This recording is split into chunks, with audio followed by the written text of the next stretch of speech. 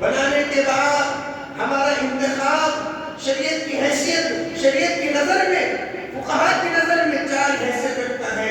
Number 1، vote کی حیثیت وکالت کی شکل میں ہے۔ ووٹ کی حیثیت وکالت کی شکل میں ہے۔ آپ کو معلوم ہونا چاہیے شریعت میں وکیل اس کو بنایا جاتا ہے جو وکالت کے قابل ہو، جو وکالت کرنے کے قابل ہو۔ حضرت جو ہے آپ کو معلوم اصحاب کہف میں سے ایسے آدمی کو وکالت کا درجہ دیا گیا جو قابل ہو، جو احترام کے لائق ہو، اس منصب کے قابل ہو۔ وکالت کا مطلب یہ ہوتا ہے، مثال کے طور پہ آپ نے الیکشن کے موقع پر انگوٹھا تو لگا دیا، لیکن اس چیز کی علامت ہے، اس چیز کا ثبوت ہے، جس آدمی کو میں ووٹ ڈال رہا ہوں یہ کرسی کے قابل ہے، جس آدمی کو میں ووٹ ڈال رہا ہوں یہ مسلمانوں کا قابل ہے، یہ ہندوؤں کے جو ہے قابلیت کا آدمی ہے، عیسائیوں کے، ہر مذہب کے آدمی کے لائق اور قابل ہے۔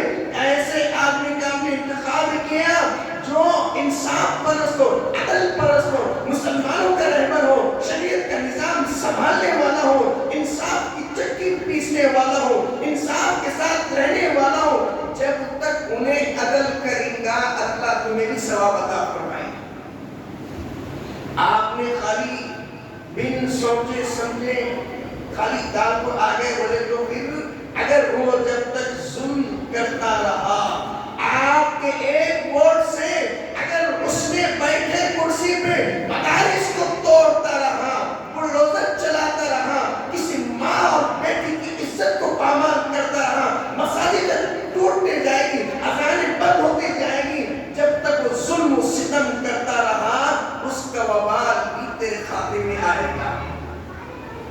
اس لیے کہ اس کو معمولی نہ سمجھیں، آپ اس ملک کے باشندے ہیں، اللہ نے آپ کو اس ملک کا جو نمائندہ بنایا ہے۔ اس ملک کی خاطر ہمارے اسلاف، ہمارے بڑے، ہمارے بزرگان دین دل سے اور خون اور پسینہ بہا کے اس ملک کی خاطر آزادی کی جنگ لڑی ہے۔ اس لیے میں پھر ایک بات آگاہ کرنا چاہتا ہوں، اگر ابھی بھی غفلت برتے آگے تو اور تکلیفوں کا سامنا کرنا ہے۔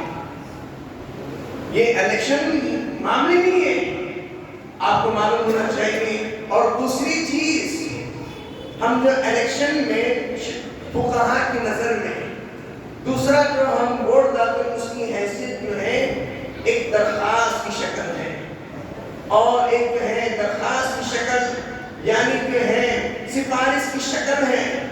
ہم یہ اس بات کی گواہی دے رہے ہیں ووٹ ڈالتے وقت، الیکشن ووٹ ڈالتے وقت ہم الیکشن